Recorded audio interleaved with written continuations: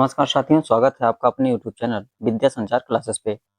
आज हम अपने इस वीडियो में आर्टिफिशियल इंटेलिजेंस के बारे में जानेंगे। मतलब आर्टिफिशियल इंटेलिजेंस में कितना पानी सोख रहा है इस टाइम, ये दुनिया के लिए बहुत अच्छी बात नहीं है। हाँ, आर्टिफिशियल इंटेलिजेंस आने से मनुष्य के लिए बहुत फ़ायदा हुआ है, क्योंकि मनुष्य का काम एआई ने बहुत आसान कर दिया है। लेकिन ये प्रति सेकंड या 1 मिनट में कितने पानी का उपयोग करते हैं एआई के लिए, ये इस वीडियो में हम लोग देखेंगे। देखिए, हर सेकंड 169 लीटर पानी एआई का असली खर्च। 1 सेकंड में 169 लीटर पानी का खर्च है एआई पर। एआई हमारी दुनिया बदल रहा है, लेकिन हर प्रोसेसिंग के पीछे लाखों लीटर पानी और गीगावाट बिजली खर्च हो रही है। ऐसे समझिए, पर्यावरण को सुरक्षित रखते हुए किन तरीकों से बेहतर डिजिटल भविष्य बनाया जा सकता है। एआई तो मनुष्य का काम आसान कर दिया है, लेकिन ये भी देखना होगा कि एआई की वजह से पर्यावरण को तो नुकसान नहीं हो रहा है। अब देखिए, अगर इसी तरह पानी ये इसका खर्च पानी होता रहा, पानी इस पर खर्च होता रहा, तो मनुष्य के लिए तो पानी के लिए संकट पैदा हो सकता है। एआई पर अपार संभावनाएं हैं, पर पर्यावरण पर इसका प्रभाव भी खूब पड़ता है। अध्ययन से पता चला है कि एआई डेटा केंद्र इलेक्ट्रॉनिक्स कचरा पैदा करते हैं, बड़ी मात्रा में बड़ी मात्रा में इलेक्ट्रॉनिक कचरा पैदा करते हैं, पानी की खपत करते हैं, पानी भी बहुत खपत करते हैं, महत्वपूर्ण खनिजों व दुर्लभ तत्वों पर निर्भर होते हैं, बिजली पर काफ़ी उपयोग करते हैं। यह विरोधाभास ही है कि जैसे-जैसे एआई की क्षमताएँ हमारी उत्पादकता बढ़ाती हैं, वैसे-वैसे बिजली और पानी की खपत भी तेज़ करने लगती हैं। उदाहरण के लिए, चैट जीपीटी को प्रशिक्षित करने में हर घंटे 1.287 गीगावाट बिजली की खपत होती है। जबकि इतनी बिजली से अमेरिका में लगभग 120 घर पूरे साल रोशन हो सकते हैं। देख रहे हैं, जितना चैट जीपीटी को प्रशिक्षित करने में हर घंटे जितना गीगावाट बिजली खपत होता है, उतने बिजली में 120 घर पूरे साल रोशन हो सकते हैं। इतना बिजली खपत करता है चैट जीपीटी।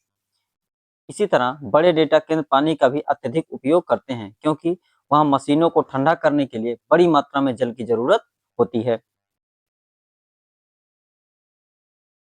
ऐसे में पहले से ही जल संकट से जूझ रही दुनिया में इसका सावधानी पूर्वक विश्लेषण जरूरी है। जैसे अभी पिछले कुछ दिनों में एक वीडियो बनाए थे हम, अगर आप लोगों ने देखा होगा कि ईरान में जल संकट छाया हुआ है।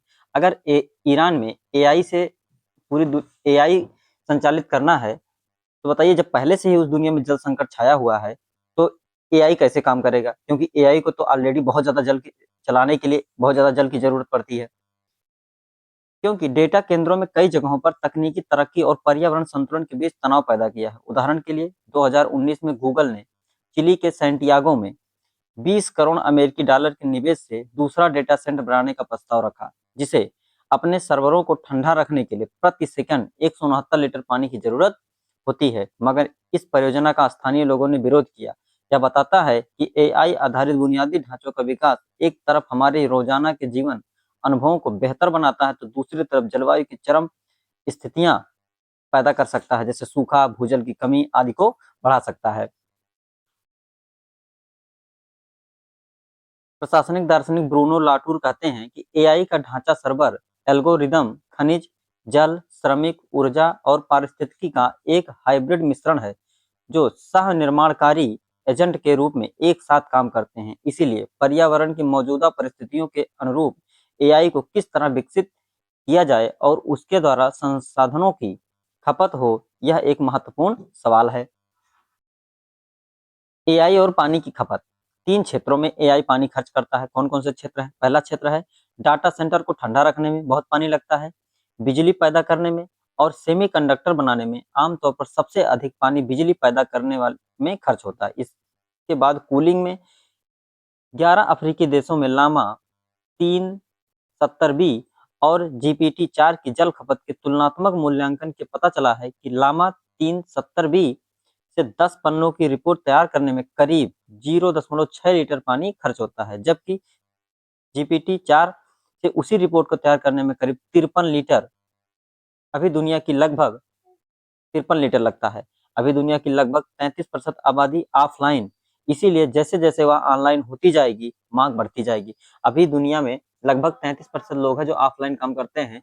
अगर सोचो अगर 100% लोग ऑनलाइन काम करने लगे तो एआई बढ़ जाएगा, एआई के क्षेत्र बढ़ेगा और एआई का क्षेत्र ज़्यादा बढ़ेगा तो पानी की खपत बढ़ेगी और इसी तरह अगर पानी का खपत इसी क्षेत्र में होता रहा तो लोगों के लिए पानी का संकट पैदा हो जाएगा। इस पर भी के देशों को या हमारे भारत सरकार को भी इस पर सोचना होगा कि जल से कैसे कम उपयोग करके मतलब जल का कम उपयोग किया जाए और एआई का ज़्यादा इस्तेमाल किया जाए। एआई द्वारा जल खर्च मौसम दिन के अनुसार बदलता रहता है। शोध से पता चला है कि गर्मी में चूंकि कूलिंग की मांग बढ़ जाती है, इसीलिए जल की खपत सर्दियों की तुलना में 23% अधिक हो जाती है। देख रहे हैं? लगभग गर्मियों में सर्दियों की अपेक्षा 23% पानी की एआई की ज़रूरत पड़ती है। सोचो गर्मियों में सबसे ज़्यादा मनुष्य को भी पानी की ज़रूरत ज़्यादा पड़ती है, तो एआई को मतलब हम एआई से अपने काम को आसान तो बना सकते हैं, लेकिन एक तरफ तो काम को आसान मनुष्य के काम को आसान कर दे रहा है एआई, लेकिन दूसरी तरफ पर्यावरण का जल का संकट पैदा होने का खतरा मंडरा रहा है। हालाँकि पानी की माँग बढ़ रही है, जैसे गूगल के डेटा केंद्र में 2023 में 5.6 अरब बैरल पानी खर्च किया, 2022 की तुलना में 24% अधिक था। इन डेटा केंद्रों में हजारों सर्वर 24 घंटे चलते रहते हैं, जिसमें काफ़ी गर्मी पैदा होती है। उन्हें यदि पर्याप्त ठंडा न रखा जाए तो उनके खराब होने का खतरा रहता है। 2022 में ब्रिटेन में भीषण गर्मी के दौरान कूलिंग समस्या के कारण गूगल और ऑरेकल के लंदन स्थित डेटा केंद्रों को बंद करना पड़ा। उल्लेखनीय है कि अमेज़न के दुनिया भर में 100 से अधिक डेटा केंद्र हैं, जिनमें 50,000 सर्वर हैं। यहाँ इसका भी ध्यान रखना होगा कि पानी की मांग खपत किस तरह किसी इलाके के जल भूगोल को प्रभावित करती है, क्योंकि 1 लीटर पानी का मूल्य स्थान के अनुसार जल संकट के स्तर पर निर्भर करता है। पहले जल संकट, सूखे और गिरती जल गुणवत्ता जैसी समस्याओं से लड़ रहे हैं। जिन इलाकों में पहले से ही सूखा है, वहाँ की समस्या है। जैसे अभी हमने एक उदाहरण दिया कि ईरान में वहाँ राष्ट्रपति ने घोषित किया है कि तेहरान को आने वाले समय में खाली करना पड़ सकता है जल की समस्या के कारण। तो उस क्षेत्र में एआई डेटा सेंटर कैसे स्थापित हो सकते हैं, जहाँ पहले से ही जल की कमी है? क्योंकि डिजिटलीकरण, क्लाउड तकनीक के उपयोग और डेटा सेंटर नीति जैसे प्रयासों के चलते भारत में भी डेटा केंद्रों के निर्माण में तेजी आने की संभावना है, जिससे पहले से ही जल संकट से जूझ रहे इस देश के बुनियादी ढांचे पर और दबाव पड़ने की आशंका है। मुंबई, चेन्नई, हैदराबाद जैसे महानगर पहले ही जलवायु परिवर्तन, जल संकट और पानी की बढ़ती मांग से लड़ रहे हैं। ऐसी स्थिति में पानी के खर्च करने वाले ढांचों का विस्तार पारिस्थितिकी को लेकर चिंताएं पैदा करता है।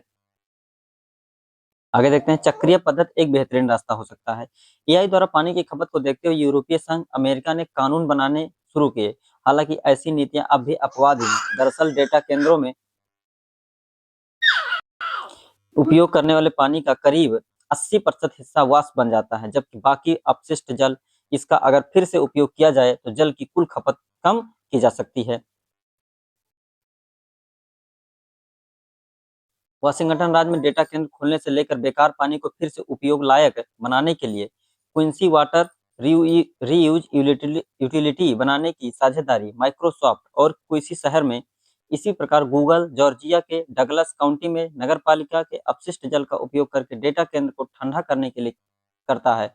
अमेजन वेब सर्विस ने 20 केंद्रों की औपचारिक अपशिष्ट जल का उपयोग कूलिंग के लिए करते हैं। उसकी योजना 2030 तक अमेरिका के 120 स्थानों पर ऐसा ही करने की है।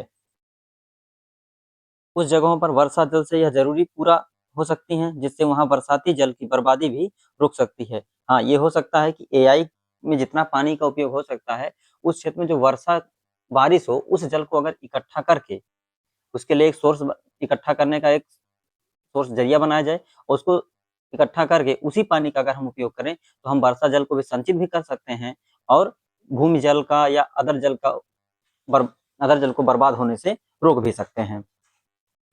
डेटा केंद्रों से बहने वाले पानी का उपयोग खेती में हो सकता है, जैसे मेटा ने अमेरिका के इडागो में गैर खाद्य फसलों के लिए किया। इसी प्रकार डेनमार्क का ओडेंस डेटा सेंटर वाष्पीकरण शीतलन तकनीक के माध्यम से कूलिंग के लिए बाहरी हवा का उपयोग करता है। किसका उपयोग करता है? हवा। ये भी एक अच्छा तरीका हो सकता है। जल को बचाया जा सकता है। सर्वरों को ठंडा करने के बाद गर्म हवा का उपयोग पानी को गर्म करने में किया जाता है, उसे स्थानीय लोगों तक पहुँचाया जाता है। इससे हर साल 1 लाख मेगावाट घंटे बिजली बचाई जा सकती है, जो 69,000 घरों को गर्म कर सकती है।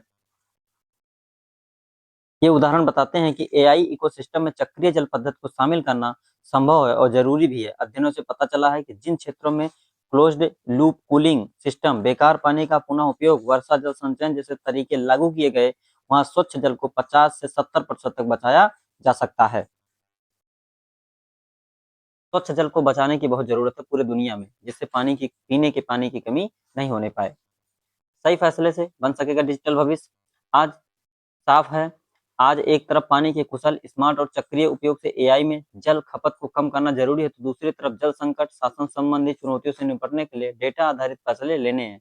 एआई की क्षमताओं का लाभ उठाया जाना आवश्यक है। ऐसे में तकनीकी तरक्की को पर्यावरण प्रबंधन और जल संरक्षण के तहत साथ संतुलन करना होगा, क्योंकि यह हमारे डिजिटल भविष्य से जुड़ा मामला है। आशा करता हूँ आप लोगों को वीडियो पसंद आई होगी। चैनल पे नए हैं तो लाइक कर दीजिए, सब्सक्राइब कर दीजिए और शेयर कर दीजिए और वीडियो को पूरा देखा करिए। धन्यवाद।